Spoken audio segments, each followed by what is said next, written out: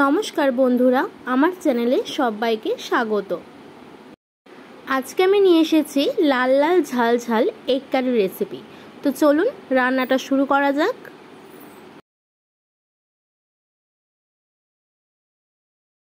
Egg কারি বানানোর জন্য এখানে আমি 6টা ডিম সেদ্ধ করে নিয়েছি, 4টে মাঝারি সাইজের পেঁয়াজ কুচিয়ে নিয়েছি, এখানে 4টে মতো আলু কেটে নিয়েছি, আর রসুন, আদা, টমেটো কুচি করে নিয়েছি। আদাটাকে আমি এখানে গ্রেট করে নিয়েছি। এরপরে ডিমগুলোকে আমি একটা ছুরির সাহায্যে এরকম সাইড দিয়ে কাট করে নেব, যাতে মশলাটা ভালো করে ডিমের মধ্যে ঢুকে যায়। এরপর ডিমের মধ্যে পরিমাণ মতো নুন, হলুদ দিয়ে ডিমটাকে ভালো করে মাখিয়ে নেব।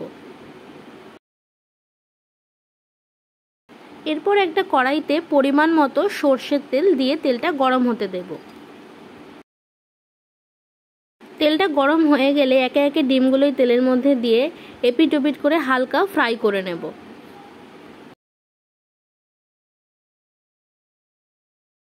ডিমটা ভাজা হয়ে গেলে এটা একটা পাত্রে তুলে নিয়ে সেই একই তেলে আমি কেটে রাখা আলুগুলোকেও দিয়ে দেবো এবং আলুর মধ্যে নুন এবং পরিমাণ মতো হলুদ দিয়ে এটাকে আমি ভেজে নেব।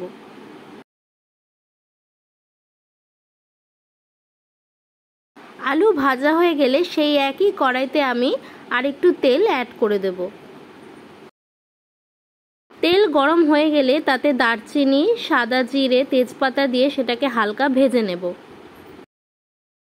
এরপর এর মধ্যে রসুন কুচি এবং পেঁয়াজ কুচি দিয়ে সেটাকেও ভালো করে নেড়েচেড়ে ভেজে নিতে হবে।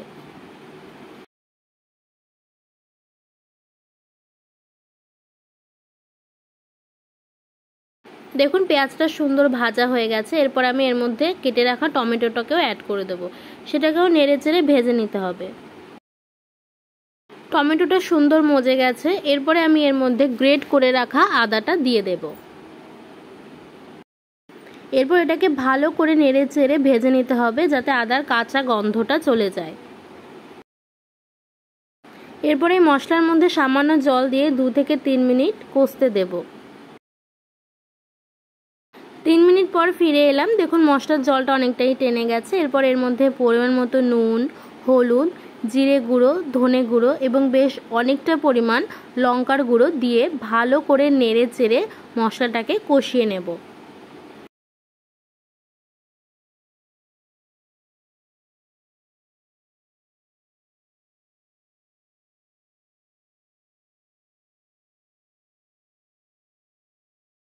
মশলাটা যাতে কড়াইতে না লেগে যায় তাই এর মধ্যে সামান্য পরিমাণে একটু জল দিয়ে আবারও ভালো করে নেড়েচেড়ে মিশিয়ে 3 থেকে 4 মিনিটের জন্য কষিয়ে নেব।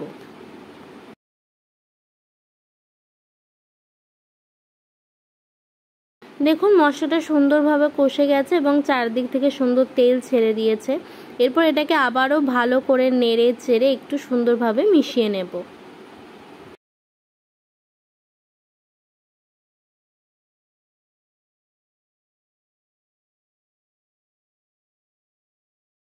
এরপর এর মধ্যে ভেজে রাখা ডিম ও আলুটাকে আমি দিয়ে দেব। দিয়ে ভালো করে নেড়ে চেড়ে এই মশলাটা ডিম ও আলুর সঙ্গে মিশিয়ে নেব।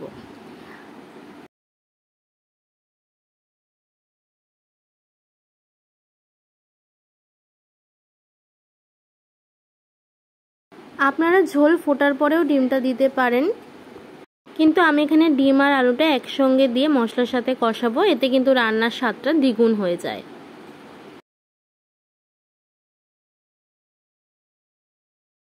দেখুন ডিম আর আলুটা মশলার সঙ্গে সুন্দরভাবে কষানো হয়ে গেছে। এরপরে আমি এর মধ্যে পরিমাণ মতো জল দিয়ে দেব। আপনারা যতটা ঝোল রাখতে চান সেই পরিমাণে জল দেবেন। আমি এখানে একটু গ্রেভি গ্রেভি করব, তাই জলটা আমি কম দিয়েছি। আমি জল দেওয়ার পর প্রায় 5 মিনিট ঢেকে রেখেছিলাম। 5 মিনিট পর দেখুন ঝোলটা সুন্দরভাবে ফুটে গেছে। এটাকে আবারও কিছুক্ষণের জন্য নেড়ে চেড়ে কিন্তু এটা আবার 4-5 মিনিটের জন্য ঢেকে রাখতে হবে।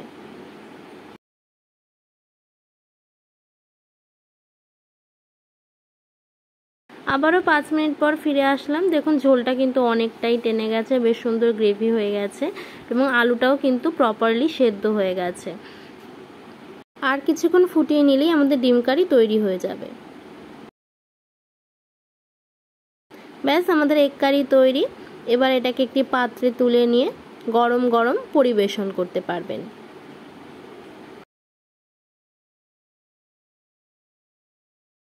আমার এই সিম্পল এগ কারি রেসিপিটি আপনাদের কেমন লাগলো অবশ্যই কমেন্ট করে জানাবেন।